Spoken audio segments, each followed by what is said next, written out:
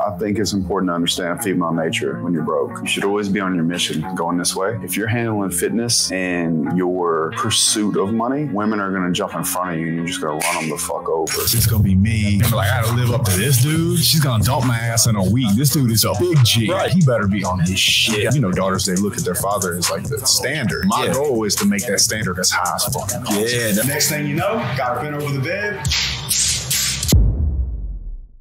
Vous voyez ce moment où vous êtes dans un groupe d'amis et vous avez toujours l'impression d'être celui qui ne colle pas.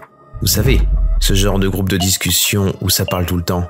Mais quand vous envoyez un message, bizarrement, tout le monde met un peu trop de temps à répondre. C'est le genre de choses qui peut vraiment vous rendre très incertain. Enfin, c'est ce qu'on dit. Mais ce sentiment, eh bien, c'est quelque chose que Justin Weller, le meilleur ami d'Andrew Tate, connaît probablement un peu trop bien. You build the man you're going to become, and nobody's coming to save you, and that's the best news you will ever get. Understand that you have complete control of your life. La première fois que je suis tombé sur Justin, ou Justin, appelons-le Justin, c'était sur ma page pour toi. Et ma première pensée a été, encore un de ces podcasteurs alpha américains qui essaie de vendre son programme magique pour devenir riche et viril. Mais ensuite, j'ai vu cet extrait de lui dans ce podcast. Et là, je dois vous avouer que j'ai été intrigué. Et pour ceux d'entre vous qui ont eu la chance incroyable de ne pas savoir qui est Justin Weller, d'abord, je vous envie. Ensuite, je m'excuse par avance pour ce que je vais vous faire subir. Alors, qui est Justin Weller ? En théorie, c'est le PDG d'une entreprise de construction, Red Iron Steel. Mais en réalité, il est surtout connu pour être l'un des bras droits d'Andrew Tate. Et maintenant que les frères Tate traversent, disons, quelques petites complications, ils ont envoyé Justin sur le terrain pour promouvoir leur fameuse formation, la Hustler University. Ah pardon, ce n'est plus la Hustler University, ça s'appelle maintenant The Real World.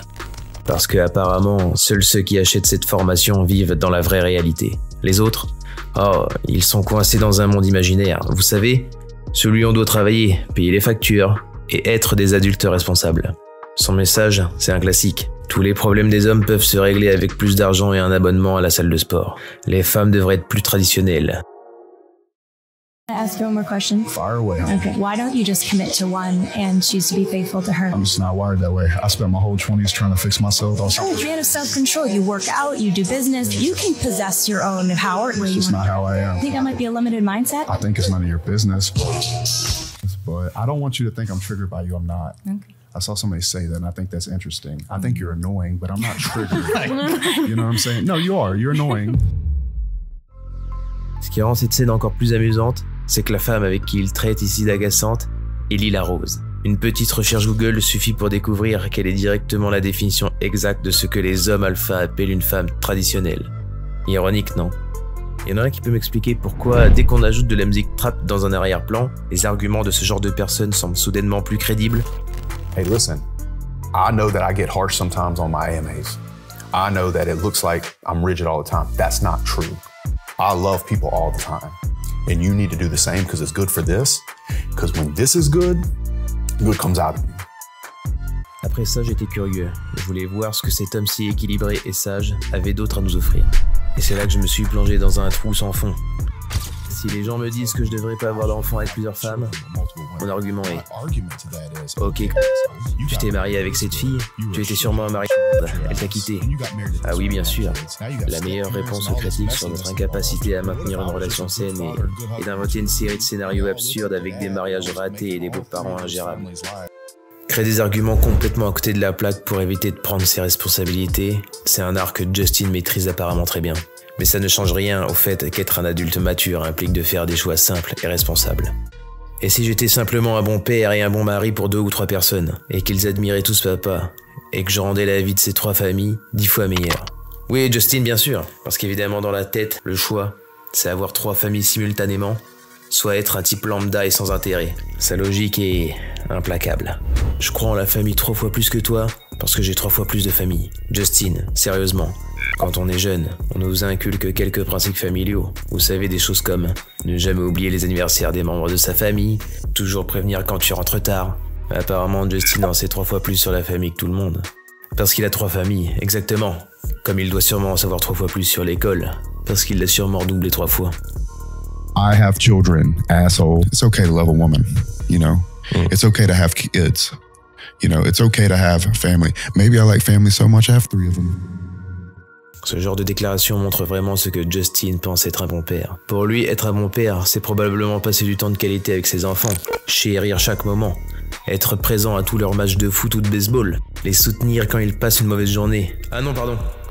A woman can put her ass on Instagram and make more money than the man that built the road to get to where we're going. I think that's a big issue with society. And I think that's men's fault because in a lot of ways, how is a man ever going to be able to be with a woman that is showing herself all over the internet and still garner her respect if he doesn't shut it down? This whole thing is actually the fault of weak men. Et voilà, Justin, ce super père qui jongle entre trois familles avec bien sûr la subtilité d'un Doberman. Il semblerait qu'en grandissant, les arguments de Justin se résument souvent à des généralités très vagues, qui peuvent être démolies en une recherche Google ou en parlant à quelqu'un d'à peu près normal. Do you think that's a good thing to have multiple families? I think it's good if there's one dad and there's not a bunch of step-parents involved. But you don't think that it will be an opportunity for jealousy or disharmony amongst Women are always going to be jealous. What's changed about that? Women have been jealous all the way through time. So. I'm not jealous in my marriage. I don't care about your marriage. I'm talking about mine. So I don't answer to you. D'après Justin, les femmes ne peuvent qu'être jalouses. Et les hommes, eh bien, apparemment les hommes ne veulent qu'une chose. Ils disent que t'es insécure, que tu dois coucher avec plein de femmes pour valider ta masculinité. Ça devient assez évident pourquoi Justin pense que les hommes ne veulent qu'une seule chose. Probablement parce que chaque fois qu'il parle, son interlocutrice est en mode... Et par contre, Justin semble incapable de s'arrêter. C'est au point qu'il ressemble à un ado lors d'une soirée pyjama, essayant désespérément de convaincre ses amis qu'il a perdu sa virginité et qu'il sait parfaitement ce qu'il fait. And I just finished eating my food, and she's in the back waiting, you know? And I go in the back room. On the way to the back room, there's a step up in my living room. I look back at him and I wink, and he's like, looking at me crazy.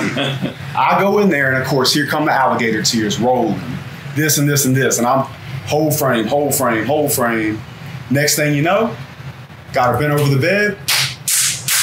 And I know my nephew can hear it. You know, I come out, he looked like he saw a fucking ghost. Quelle insécurité faut-il avoir pour non seulement vouloir prouver à son neveu de 5 ans qu'on a des relations sexuelles, et en plus ressentir le besoin de s'en vanter auprès de ses potes. Et pire encore, ressentir le besoin de filmer et de publier ça sur internet. Justin Weller, un homme alpha qui pense que ses 6 ans de maternelle étaient plus importants que ses relations. Mais bon, que voulez-vous? Il croit en la famille 3 fois plus que vous.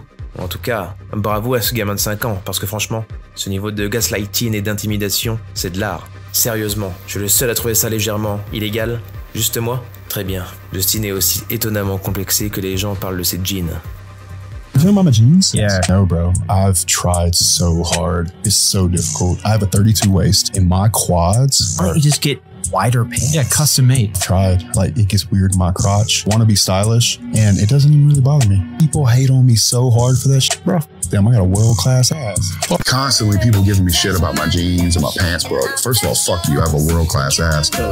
Dans ses podcasts, il revient constamment sur ce sujet, insistant lourdement sur le fait que non, ces pantalons ne sont pas des jeans skinny. Toujours les gens parlent de mes jeans et de mes pantalons. Bordel, d'abord, allez vous faire foutre. So people talk a lot of shit about your jeans. That's another thing that pisses me off. Your tight jeans, you're so gay. In fact, I'm so gay. Send your girlfriend to my house. I'll be her gay friend. Super gay. Send them all. Send all your girlfriends to my house. Justin, tu peux répéter autant de fois que tu veux que ce ne sont pas des jeans skinny, mais ça ne change rien à l'évidence. Tout comme dire que tout le monde va s'abonner à cette chaîne ne garantit pas qu'ils le feront. Ce serait sympa si c'était le cas. Si ce mec peut trouver des jeans bien ajustés, alors Justin, toi aussi tu peux. But you're a girl, you don't want to believe it. I'll tell you this, respectfully, if I had to bet $1 million, I would have to put it on he did it at least once. Because I know how men are. Right. You know what I'm saying? And I also know that the woman would not have had to be attractive. Just different. Merci. Devine quel type de personne tu attires quand tout ce que tu as à offrir, c'est de l'argent et des muscles? Non, vraiment. Devine. C'est facile de comprendre pourquoi Justin a une vision si simpliste des femmes. May have a couple girls here and there, maybe more than a couple, but they are exclusive to you, is that correct? Yes. Okay, gotcha. What would you tell one of them if they wanted to be with other guys? It was nice to know you. It's not a problem. Yeah, look, man, I'm not forceful at all. Like, this is a choice thing. If a woman sees it as a valuable thing, then so be it. And I honestly, though, I think the way the conversation is going, it's like I have like 80 wives or some shit. Et bien sûr, si vous vous posez des questions, ce n'est pas trompé pour lui. Non, c'est pas trompé pour lui. Mais soyons honnêtes, malgré tout ça, Justin Weller est un homme très accompli. Il est bien connecté, et si mes sources sont fiables, il est vraiment un self-made man. Alors, où est le problème ?